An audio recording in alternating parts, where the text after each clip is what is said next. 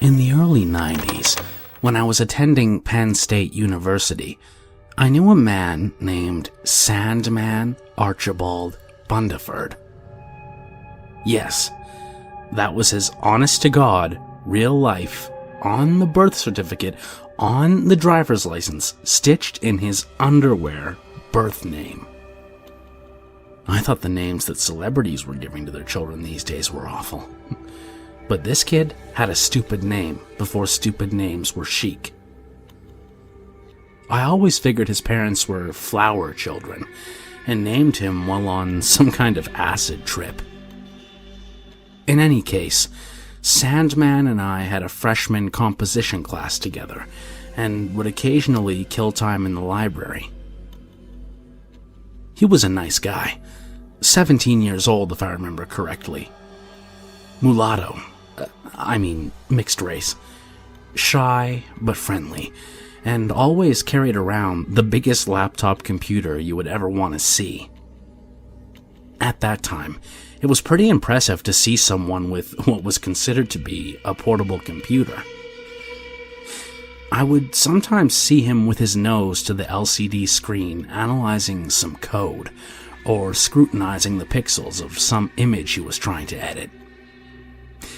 Sandman hung around with some older students who were either interested in or taking classes in computer programming, film, graphic design, his major, and photography, while I gravitated toward the other freshmen in the world literature courses I took. I was, however, kept in the loop as to the progress of a project that Sandman and his pals were working on. He would talk to me sometimes about this game he was helping them make. From what I gathered at the time, it was a mixture of text-based horror and point-and-click style dungeon crawling that they were calling Warlock. Warlock with an E. He was wildly excited about being involved in this project, and would get almost giddy when he talked about it, grinning stupidly while assuring me Warlock was going to be the next big thing in gaming. I always humored him, although in reality I thought the whole thing was sort of a pipe dream. There was progress being made, though, as he would sometimes show me bits of what the team had accomplished thus far. It looked okay, but I didn't quite see how it would achieve the popularity of which he was so sure. The premise was a simple one. Get through a dungeon, collect items, fight baddies, save the princess, you know the drill. The hook, however, was that this was going to be an adults-only game, with digitized photos depicting graphic violence and explicit nudity. The adult theme was the gimmick that would serve as the selling point, getting grown-ups to pick it up and teenagers to lust after it. I guess I couldn't really argue that, well, sex and violence sell. Sandman's contribution was to help with the digitizing and editing of the photos to be used in the game. Lots of blood and guts type shit like you would see in Fangoria magazine, of which Sandman usually was carrying a copy. He let me, or more accurately, made me borrow a tape to watch one time that he'd recorded his favorite bits of movies on, like Mondo Cane, Faces of Death, and various Italian cannibal films, which is apparently a genre. Pretty sick stuff, and not my cup of tea, but nothing unheard of. For a few weeks I was hearing lots about Warlock, and how underground gaming was going to break into the mainstream, but gradually, Sandman's excitement seemed to wane. I eventually asked him about the progress of the game, and he said that all he knew was that it was in development. A few days later, I saw him fervently working at his monolith of a laptop again. When I inquired, he said that the game was getting a graphical overhaul, and that he was in the process of digitizing and cleaning up a few new grisly photos. I chuckled and wished him luck. It was later in the month, after spring break, that I met up with Sandman in the library after a statistics class. When he saw me approaching, he let loose the toothiest grin I ever saw from him, and he proudly held up a 3.5-inch floppy disk. He reminded me of Lady Liberty, towering high with her torch in hand. I sat next to him, and he proceeded to tell me that the beta version was playable and almost ready to ship around to distributors. He opened his laptop case and handed me one of a stack of about a dozen floppies. "Here," he said. "Take this home, and let me know what you think." "Sure," I agreed with a chuckle, adding, "I hope my computer has enough juice to run it." After a few days of "Did you play it yet?" from Sandman, I finally got around to checking out what I was told would be the best-selling game of 1992, the year by which they were sure they would have mass distribution.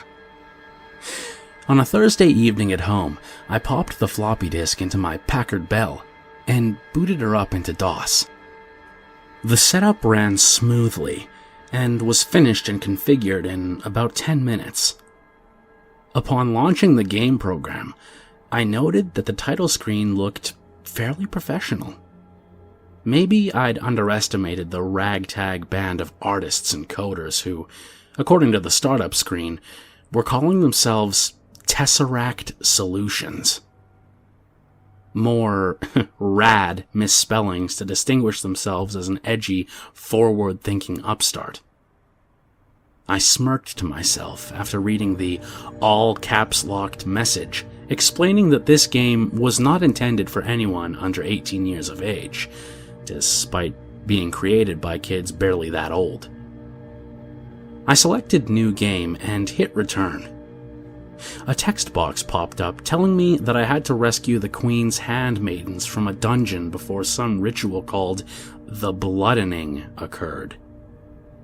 The Bloodening? Really? This was going to be interesting. I hit Return again and started the game. The interface looked pretty fresh and user-friendly, which was nice. The graphics were nothing to write home about. I noted the mouse cursor was a blood-soaked arrow, and I appeared to have a few items in my inventory. I clicked the up arrow, which prompted the forward command. I came to a figure in a dark cloak. It was nice to have the option of either entering text commands or clicking with a mouse. The hooded figure gave me a dagger, which of course was stained with blood, and I continued on. Not having a list of text commands didn't seem to affect my gameplay, as almost every command I used seemed to work. I figure they must have loaded a lot of variables into the command section, which was a nice touch for those of us who haven't played many text adventures. After coming across a wooden chest and obtaining a spell book, I learned a lightning spell. I was starting to wonder when I would get to see the digitized photos that Sandman had been working on. Eventually, an enemy appeared, and I battled him. The skirmish was uneventful. I took some damage and then defeated the foe. When I killed the enemy, the display area went from showing the dungeon ahead to displaying a crudely digitized photo of a red face I assumed was my enemy after his defeat. It was a strange and somewhat off-putting image. I guess this is what they're gonna do to earn that 18+ rating, I thought to myself. Hitting any key or clicking anywhere seemed to remove the photo and bring the dungeon back. I explored some more and came across a guy in a wizard cloak and hat. He asked if I was friend or foe. I typed friend, and he proceeded to call me a liar and engage me in battle. I could tell this game wasn't shooting for any points intellectually. I attacked him a few times and finished him off with a dagger. I was rewarded again with another picture of a bloody face. The color palette the designers were using really didn't lend itself well to this kind of digital photo display. Through the mess of gray, black, and red pixels, I could tell that the face being shown didn't look anything like the wizard I'd just battled. This was a matter of content over form, and the content was simply shock value. After receiving another spell and a key from the wizard, I continued my search through the corridors of the labyrinth. Honestly, there weren't even very many wrong turns or pitfalls. I guess they just wanted to keep the pace action-packed. I eventually came to a set of iron bars and used the key I got from the wizard on them. What I saw next caught me off guard. A pixelated image of a topless woman tied down with rope popped up in the display area, accompanied by text offering to thank me with either a spell or her body.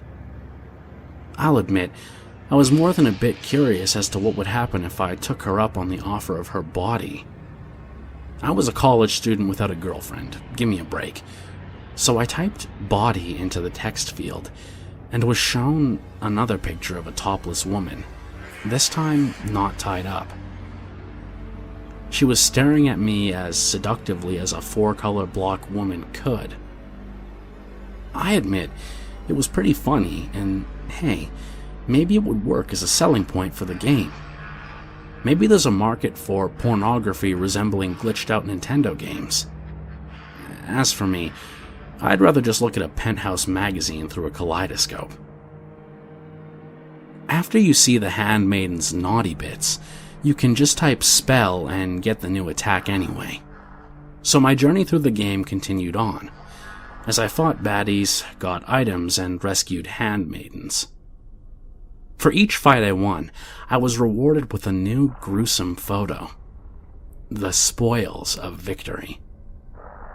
Some of them looked like they were out of a horror magazine or a slasher flick. Others were harder to make out, but were slightly more upsetting. I was noticing that they didn't even seem to fit with the dungeon crawl theme of the game. They were more like crime scene or emergency room photos. Like I said, not easy to see exactly what was happening in them. I guess Sandman did the best he could with the low resolution and minuscule color palette he had. The pictures of the handmaidens were a little odd to me also. I mean, I'm not a prude or anything. I know that some chicks are into bondage, but the women in the pictures all looked kind of frightened or worried. They didn't appear at all relieved to see the warlock come to save them, despite their constant offers to ludicrously satisfy his physical needs. Whatever. Maybe I'm just not into tied-up girls. I eventually saved the third and final handmaiden, and when I turned around, I was face to face with a new enemy known as the Blood Demon. Well, who else would you expect to hold a ritual called the Bloodening? This was the toughest opponent I'd faced yet. All the others up to this point were almost criminally easy. I had the health potion though, and the items didn't seem to disappear after use, so the only thing that really made the Blood Demon tougher was that he took longer to kill. I wondered later on if it was even possible to die in this game. So, I handily defeated what turned out to be the final boss of this short game. The game showed me a picture of my slain foe, which looked like some kind of dead raccoon or turtle. But I was surprised that they actually got an image that wasn't just another human victim from a slasher flick. I was told that I would be receiving a handsome reward. I hit the return key and was compensated for my efforts in the labyrinth by another nude female, who I assume was the queen, telling me to come hither and collect thy reward. Another tap of the return key brought up a thanks for playing message and a list of the guys who made the game together. I saw Sandman's name in the special thanks category, and imagine how stupidly proud he must have been. There were another one or two names I thought I recognized, but only as friends of Sandman's, though. Since I beat the game in one night, I was able to talk to Sandman about it the following day in the library. He once again asked me, "Did you play it yet?" And this time, I was finally able to give him the answer he wanted. Of course, he wanted to know what I thought about it and how blown away I was by it. I didn't have the heart to tell him that the plot of the game was wafer thin. The characters were all but non-existent. The gameplay was inane and repetitive. The dialogue was ridiculous. Comparable games were offering sound and sometimes music, and the sex and violence would probably kill any mainstream release, or that the graphics were barely up to par with other computer releases, not to mention totally eclipsed by the Nintendo and Genesis. So instead, I said that it was bitchin' and really fun. I wasn't going to rain on this dude's parade, and hey, maybe the game would get picked up and become popular in some form or another. The fact remained that this group of college kids actually did put together a somewhat playable computer game that worked and might garner some attention. That's more than a lot of young programmers can say. When he asked, I told him that the digitized photos looked really good and would probably look a lot better as computer technology improved. He agreed, and continued to talk my ear off about all the work that he and the others at Tesseract had done, and how this was only the beginning for them. Finally, he had to go to class, and I was spared having to hear about adjusting the resolution on the in-game photos for the third time. From that point on, his mania seemed to level off, and we got back to talking about things other than Warlock. But after several weeks, it was actually me who brought it up again. I asked what was going on with the video game. He told me that Aaron and Robert, two of the programmers, were just working out minor bugs. Just before the end of the semester, I asked again, and he said that he had been able to get into contact with neither Aaron nor Robert, and others who worked on the project either didn't know or wouldn't say what was going on. I told Sandman that it would probably work out in a few days. Personally, I figured things were, going nowhere with the game, or that there was too much adult content in it to get picked up. Over the summer break, I was still living back home with my folks. One day in July, my dad told me to read an article he saw in the paper about some Penn State students that had been arrested or questioned by police. I read over the article and saw a few names I recognized.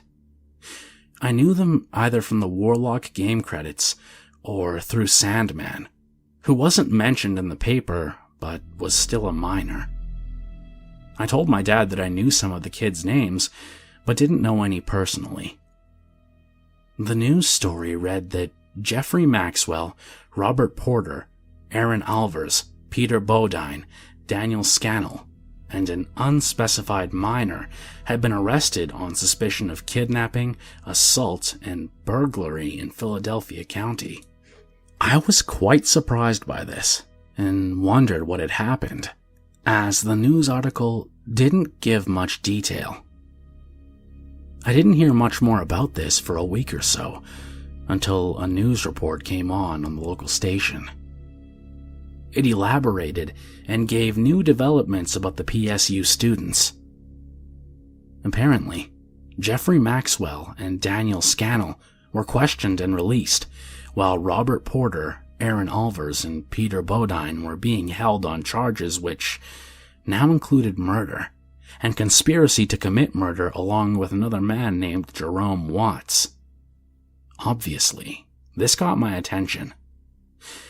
Porters, Alvers, and Bodine allegedly traveled from State College, PA to Philadelphia and the Bucks County area at least 3 times between February and May of 1991 and hired prostitutes.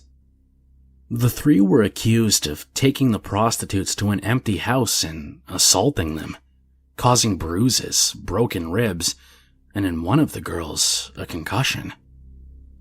This abandoned house, a former residence of Jerome Watts, was also thought to be the site of at least 2 murders committed by Porter and Alvars. Watts, a 34-year-old sanitation worker, had copped a plea deal in return for further evidence on Porter and Alvars. Bodine was still being held on conspiracy. After gathering physical and circumstantial evidence on Porter, police obtained a warrant and allegedly found a shotgun which may have been used in the murders, as well as photographic evidence linking himself, Alvars, and Bodine to the scene of the crimes. There were also several incriminating files found in his computer, and some body parts appearing to be from small animals hidden in his bedroom walls. The next day I got a call from Sandman, to whom I can't remember giving my number, but I guess my family's in the phone book. He sounded nervous and almost frantic. He told me that I had to delete that game from my hard drive and shred or burn the disk he gave me. I told him I saw the news and asked him what the hell was going on. Still sounding shaken, he said that he had no idea where the photos he digitized came from. "I swear, I thought they were just from Fangoria and some titty magazines," he choked out. "And some of them were. I swear to God, some of those dead people were just special effects from movies. I know, I've seen them." I told him to calm down, and that he had nothing to worry about, that he couldn't have known what he was doing, and that the police would realize that when he was questioned. He seemed to be settling down a bit, but said he had more calls to make. I told him that that probably wasn't a good idea at this point. He just said, "Yeah," and hung up. That was actually the last time I ever spoke to Sandman. I heard that he'd transferred from Penn Tech to finish school, and I can't blame him. PSU main campus is a big place, and I'm pretty sure almost everyone would have been eyeing him, as well as the other members of Tesseract Solutions. And I never asked him, nor anyone else, about which of the photos in Warlock were from horror movies and titty magazines, and which ones, well, weren't. I didn't want to know. I still don't want to know. I deleted the game from my hard drive, but I couldn't remember where the disc was. I actually found it not long ago, and couldn't resist the temptation to play through it again. Incidentally, it never got picked up from Major Distro, if you can believe it. But there might still be a few copies floating around. I remember how silly I thought it was back in school. It didn't seem silly this time, though, and I kind of wish I hadn't replayed it. I wonder whatever happened to those guys. I know that Jeffrey Maxwell and Dan Scannell got off with extended probation, and Aaron Alvars and Peter Bodine served 6 and 4 years respectively. Bobby Porter is still in the penitentiary, I think. I guess in this day and age it would be easy enough to track them down and see what they're up to. Seems kind of morbid, though. I do still think about that quirky mulatto kid from freshman comp, though. I mean, how hard could it be to track down someone named Sandman Archibald Bundeford?